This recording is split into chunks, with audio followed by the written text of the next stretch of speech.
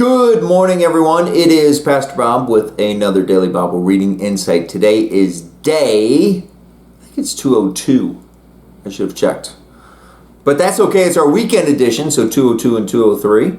That means a couple of things. We've got a lot to read. We're in Psalms 36 through 41, finishing up Acts 22 and reading all of Acts 23. Take your time. Spread it out over both days. That also means that Sunday, preaching day.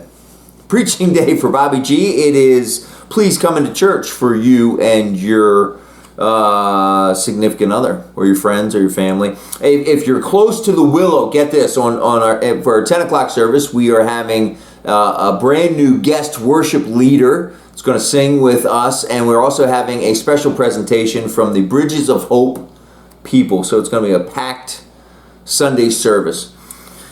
A couple things I want to talk to you about in Psalm 40. David says this: I wait patiently for the Lord.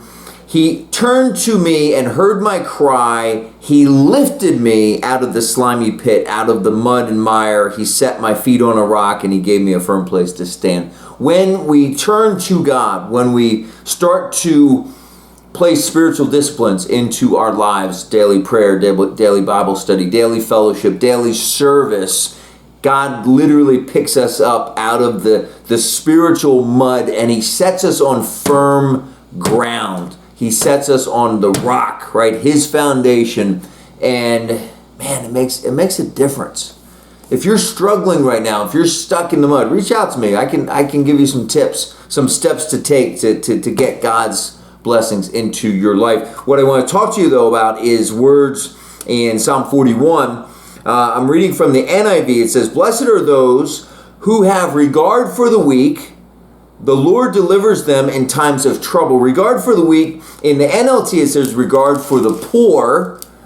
Verse 2 said, "The Lord protects and preserves them. They are counted among the blessed in the land.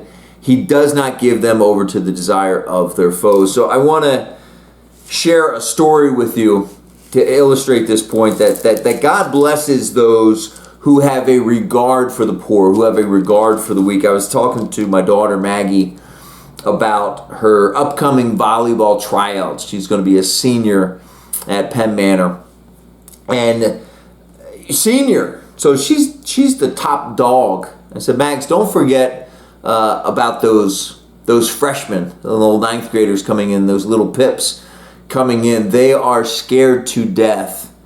And if you see them, be an encourager, especially if they make a mistake and they shank a ball. Go over and help them out." And this is what I said to Mags. I said, when somebody is down, somebody is hurting, and somebody's feeling broken, and you are the one to give them words of encouragement, give them words of love, give them words of grace, they will never forget that.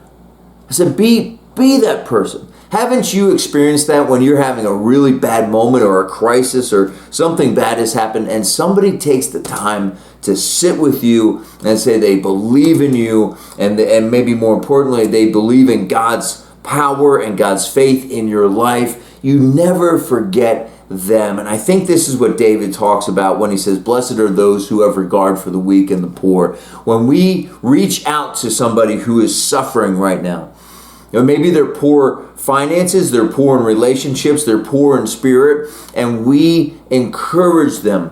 We have compassion for them, and we give them our strength. God says that's the way to love people. Amen. Whoever is that is in your life, right?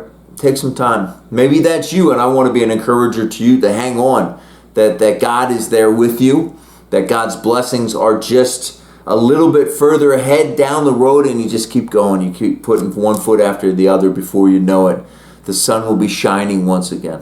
Amen. Pastor Bob with another Daily Bible Reading Insight. We'll see you on Monday.